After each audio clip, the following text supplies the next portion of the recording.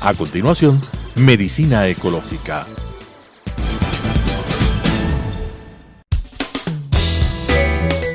Clasificación A. Apto para todo público.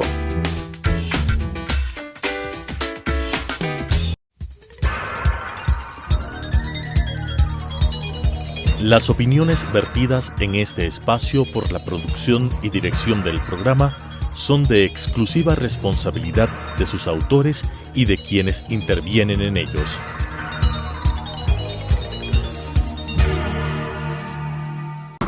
Telesucesos Canal 29 UHF presenta Medicina Ecológica, un nuevo enfoque de la salud pública diseñado especialmente para mejorar la salud de todos los habitantes en armonía con la naturaleza.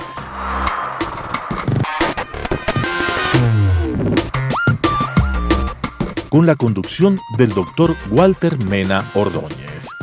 Medicina Ecológica. Amigos televidentes, es una satisfacción para nosotros continuar con nuestro programa Medicina Ecológica hacia un nuevo enfoque de la salud pública. Como siempre, vamos a hacer un ligerísimo repaso acerca del Sistema Nacional de Salud Intercultural financiado que nosotros estamos proponiendo a la comunidad ecuatoriana, su filosofía, principios, marco legal y constitucional, el modelo de atención, modelo oficial de atención, el modelo de salud popular, el paquete de servicios, los instrumentos para la acción, los recursos económicos y recursos humanos, naturalmente, el cumplimiento de los 17 Objetivos del Desarrollo Sostenible para vincular la salud con todo el desarrollo del país y finalmente las instituciones que surgen de este nuevo esquema, básicamente el Ministerio de Salud, el Seguro Social, Ministerio de Salud normativo, el Seguro Social operativo y todas las instituciones de control que tienen que ver con un sistema nacional de salud bien concebido y que sirva al interés de todos los ecuatorianos. En esta oportunidad vamos a tener una singular entrevista con un matemático. Ustedes se preguntarán qué tiene que ver las matemáticas con la salud y nosotros contestamos que tiene que ver con toda la salud, con los 10 subsistemas que acabamos de enunciar. Tiene que ver de una manera u otra con las matemáticas. En otros términos, las matemáticas tienen que ver con la prevención, con el diagnóstico, con el tratamiento de la enfermedad y, por supuesto, con el fomento y la prevención de la salud. Y sirve extraordinariamente en la vida cotidiana. Es por eso es que vamos a hacer esta entrevista comenzando por esto. Las matemáticas, ¿para qué sirven en la vida cotidiana? Bienvenido a nuestro programa, Benjamín. Es un gusto, es un honor tenerte con nosotros. Benjamín, además de docente de la Universidad Central del Ecuador, fue director de la Facultad de Ciencias y también un investigador de esta flamante facultad de la Universidad Central del Ecuador. Bienvenido. Buenos días, Walter.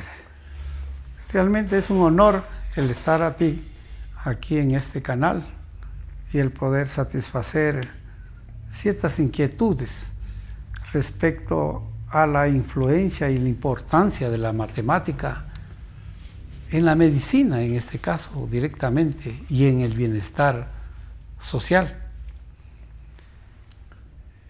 Bueno, yo fui director de la carrera de matemáticas. Ahora actualmente se formó recién la Facultad de Ciencias y hay otro lojano, el doctor Petronio Álvarez, quien es el actual decano de la Facultad de Ciencias. Bien. Yo te preguntaba acerca de la utilidad enorme que tienen las matemáticas en la vida cotidiana. Comencemos con esto, Benjamín. ¿Cuál es tu visión respecto de esta gran utilidad que tienen las matemáticas en la vida cotidiana? Bueno, a manera de un suceso, digamos. Cuando ocurrió esta pandemia del COVID, había una información un poco distorsionada, o no había. Entonces, se hablaba apenas de unos 100, 200 muertos en la ciudad de Guayaquil. Cuando había en las calles, había un verdadero terror, un verdadero caos. Entonces, nosotros como matemáticos hicimos una sencilla estimación, una simulación, si se quiere, matemática. A ver, se cogió datos otorgados por las mismas fuentes oficiales, en donde se decía que, bueno, estadísticamente los meses venían con alrededor de 1.800 muertos mensuales en la ciudad de Guayaquil. Y de pronto comenzaron a subir en marzo, abril, a 2.000, 3.000, 5.000. Entonces era muy fácil notar, decir, bueno, ¿por qué ocurre eso? Entonces, una letalidad extraordinaria. Claro, entonces hay una media estadística que dice 1.800, reste de la media y el resto debe ser por alguna otra causa. Ya. Entonces nosotros prácticamente dijimos, bueno, luego de 3 meses de la pandemia haberse hecho presente en la ciudad de Guayaquil, realmente los muertos ascienden a una cifra de unos 10 a 12.000 fallecidos. Entonces, y eso es una estimación muy sencillita, matemática, para eso nos sirve. Hay cosas... Y esta letalidad en comparación con la que había en el Reino Unido en ese momento, resultaba la mayor del mundo, por desgracia, por desgracia. Aquí viene otra importancia, los datos absolutos y los datos relativos. En datos absolutos posiblemente nuestro país no haya sido el campeón, pero en datos relativos, de acuerdo a su población, sí. Exacto. Fue el campeón, ganamos un campeonato mundial. En términos relativos. Para precisar muy bien. Sí, para entender, por ejemplo, de cada 100 personas contaminadas, morían 10. O eso respecto a los contaminados. Y respecto a la población total, también de cada 1.000.000, bueno, había unos 1.000 contaminados. Algo así. Para explicarlo bien. Una vez entendido con un ejemplo perfectamente claro y oportuno, como es el relacionado con la COVID-19, vamos a ciertos aspectos que parecen del otro mundo. El cálculo diferencial, el cálculo integral, el infinitesimal. ¿Qué significan estas palabras? Cabalísticas. Respecto a eso quisiera hacer un poquito de historia. ¿Cómo no? Y resaltar el papel fundamental que ha tenido la mujer en el desarrollo de las matemáticas, en el desarrollo y difusión de las matemáticas. También la mujer. Excelente. Que la presencia de la mujer ha sido invisibilizada a veces por la sociedad que ha sido de los varones. Ya por allá, por el siglo VI antes de Cristo, ya se hablaba del famoso Pitágoras. Pero nadie habla de la mujer del famoso Pitágoras. Una alumna de él que después llegó a ser su esposa y se llama Teano. Teano. ¿Sí? ¿Cómo? Teano fue matemática, fue discípula de Pitágoras. Una discípula brillante y posiblemente junto con los hijos que procrearon, fueron quizás lo que más difusión hicieron de las matemáticas de Pitágoras. Porque hay una cuestión, la autoría se le da a Pitágoras, pero realmente Pitágoras fue una institución, ¿sí? Fueron los pitagóricos. Entonces, había mucho aporte de muchas personas y se cree que en ese entonces hubieron incluso unas 200 mujeres que estudiaron matemáticas. En ese entonces, fíjate lo que es interesante. la sociedad de ese entonces, y eso es en la Mesopotamia, ¿no es cierto?, que las leyes no eran tan duras con las mujeres. Y eso se prolonga incluso al imperio griego, con Alejandro Magno, que impulsó bárbaramente las ciencias. Formó, por ejemplo, la ciudad de Alejandría, el puerto de Alejandría en Egipto. Y ahí Hipatia justamente es fundado por Alejandro Magno. Y es justamente ahí, después de un tiempito después, es lo que surge Hipatia, una mujer con un gran poder, con un gran dominio de la palabra, y que aborda muchos temas, no solamente la matemática, la astronomía. Posiblemente ella es la que mejor analiza la geometría de Euclides, ¿sí? Pero ella incursiona en el campo de la medicina, que en ese tiempo no pasaban de ser las famosas curanderas, pero porque los doctores no había. Sin embargo, eso no se resalta.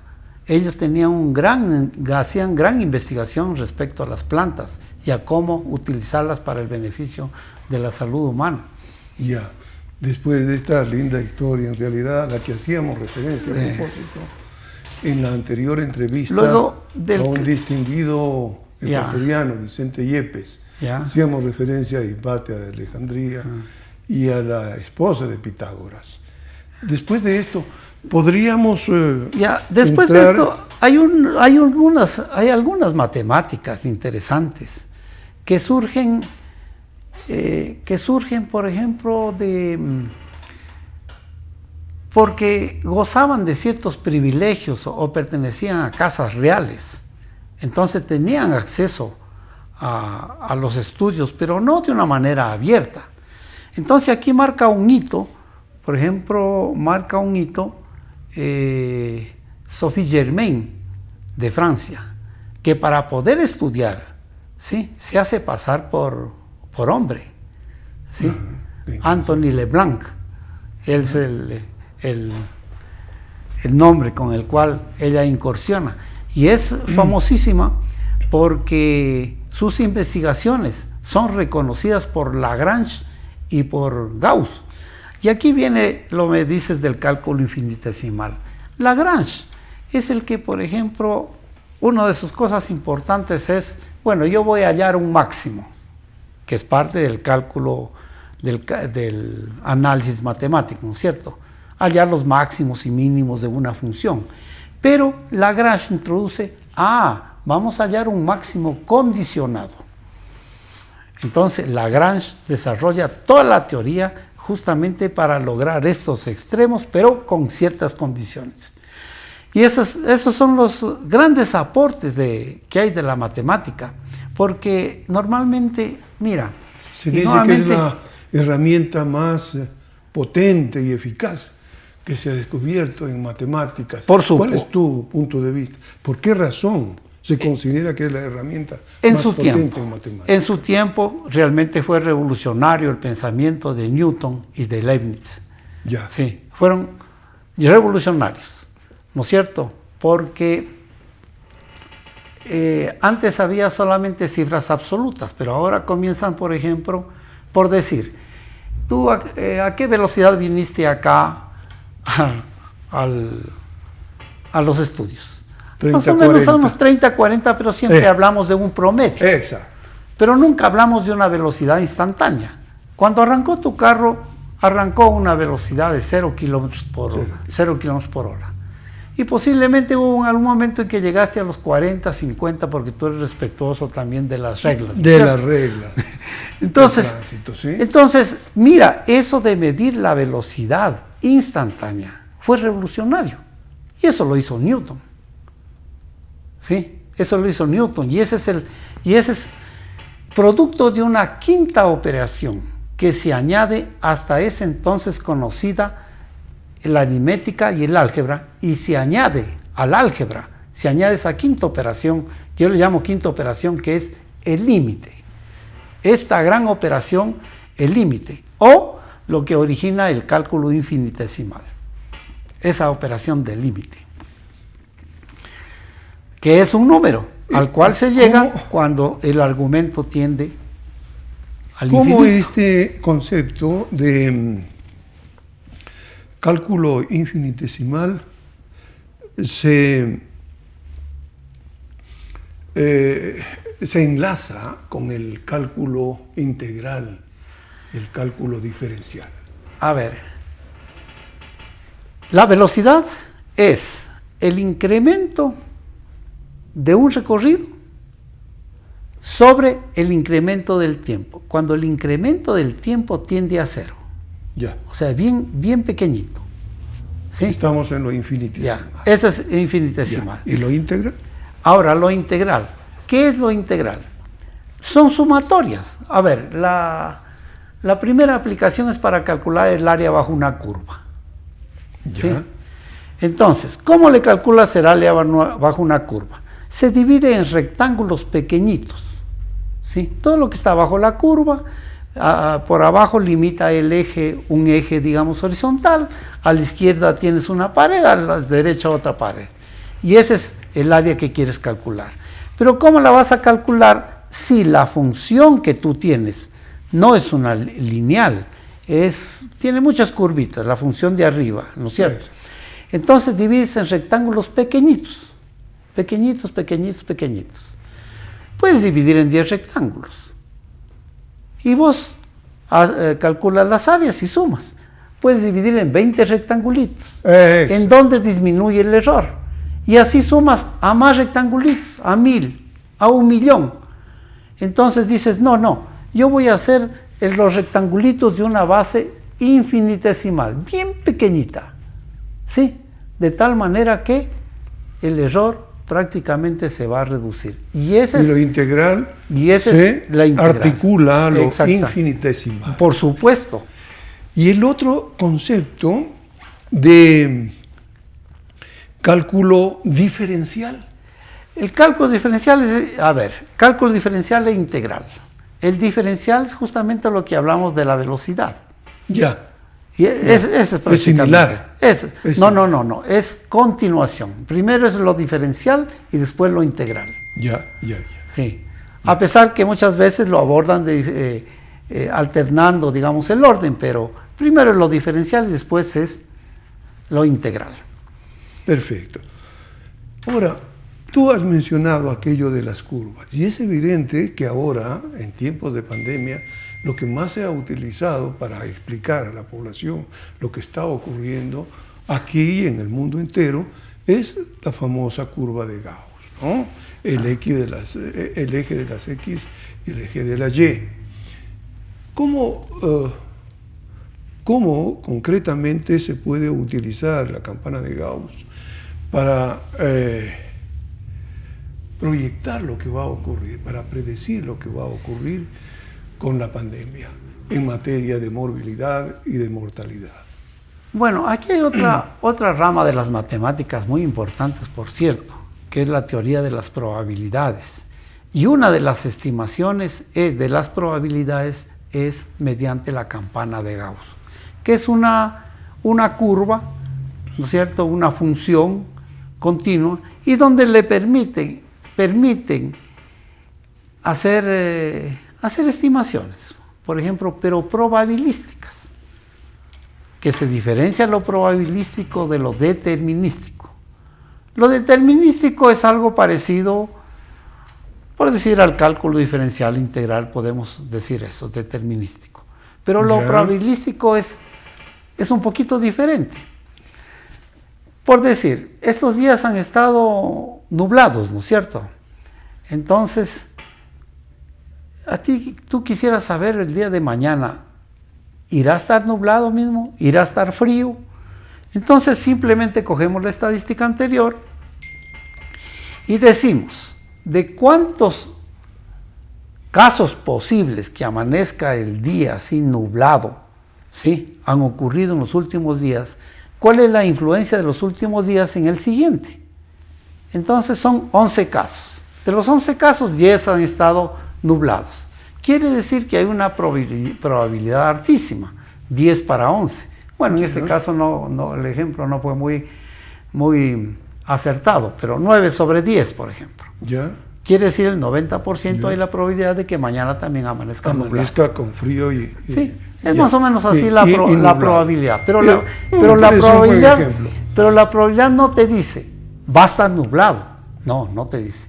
Hay una alta posibilidad de que esté nublado. Eso te dice la probabilidad. Claro. Eso te dice la estadística. Sí, la estadística te dice. Lo determinístico, el cálculo integral y diferencial, claro, nos dice, va a ocurrir esto. Claro, lo determinístico es como 1 más 1 es igual a 2. Eso no ha cambiado desde los tiempos. Desde milenios anteriores. Ahora vamos a un asunto intrigante, más intrigante todavía, ¿no es cierto?, de lo que hemos hablado. La teoría de los nudos, ¿no es cierto? En la configuración del ADN y del ARN, el famoso ARN mensajero, que en este momento está sirviendo para las vacunas. ¿De qué se trata esto? Bueno, son características, hablemos así, de moléculas que cada uno se las tiene. Ahora, otra cosita que quiero yo, ahí a ver si aportamos.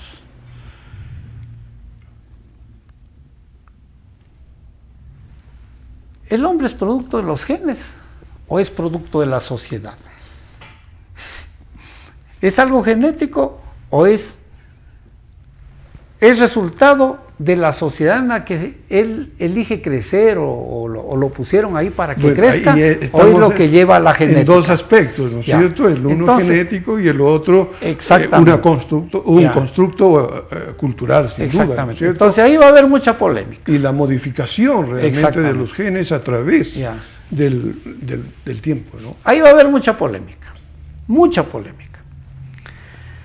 Y de hecho, la genética juega un papel fundamental, pero también juega la sociedad. No nos olvidemos que estas matemáticas de las cuales te hablé, ellas se desarrollaron porque tuvieron una sociedad, una infancia, una adolescencia, y tuvieron la suerte de unirse a gente que pensaba. Y gente no solamente con pensamiento matemático, sino con pensamiento social, para beneficio de la sociedad. Y ellas, como producto de eso, se vuelven importantes y se vuelven influyentes en la sociedad. Ya. Entonces, esto que tú me dices, por ejemplo, ¿es algo que nosotros tenemos o es algo que adquirimos? Mira que... Sí, mi estimado Benjamín, sí, nos están diciendo que el tiempo está por terminar. Ya.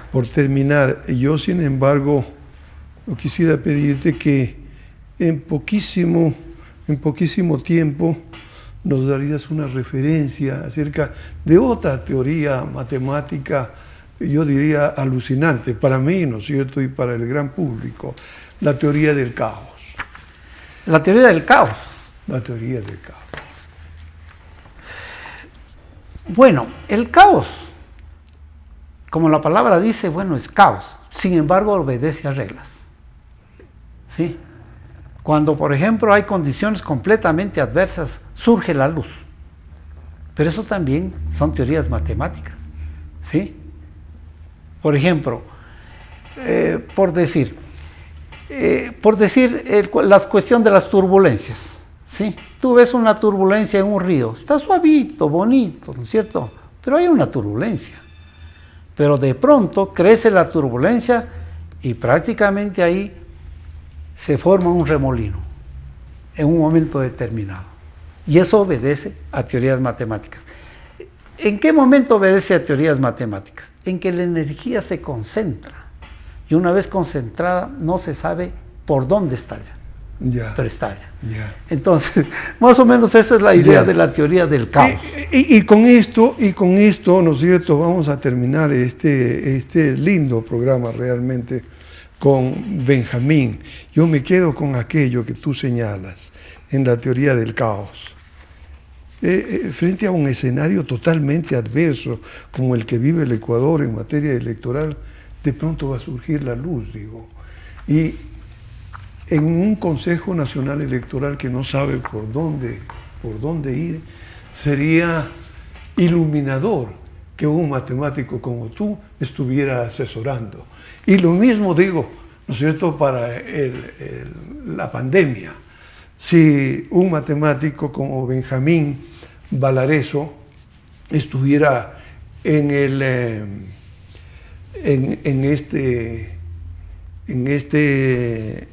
esta institución vinculada a la pandemia, a la emergencia, el COE nacional, yo creo que cumpliría un extraordinario papel. Primero para contener la pandemia y luego para saber si vacunamos o no a la población ecuatoriana, cómo vacunamos y si lo hacemos en forma ordenada, de tal manera que sirva al interés de todos los ecuatorianos en materia de salud y también en materia económica. Yo pienso que respecto a las vacunas, ese es un problema de Estado y el Estado debe vacunar a todo el mundo, porque el Estado es de todos. Y entonces, ¿cómo proteger, por ejemplo, a ciertas clases si no protege a otras, si no protege a todas? Entonces, correcto, el Estado es de todos. Y creo que eso es un problema de Estado y creo que sería lo más barato para todos que el Estado asuma su responsabilidad y vacune a todos. Gracias, Benjamín, por tus lúcidos criterios. A ustedes, amigos televidentes, gracias por su atención y esperamos que este tema apasionante sigamos desarrollándolo en próximos programas. Muchas gracias y hasta la próxima. Las opiniones vertidas en este espacio por la producción y dirección del programa son de exclusiva responsabilidad de sus autores y de quienes intervienen en ellos.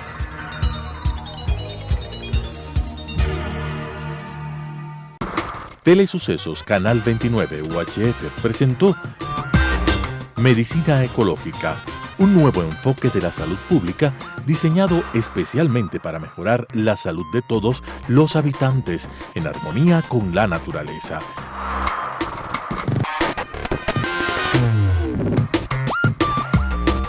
Con la conducción del Dr. Walter Mena Ordóñez. Medicina Ecológica,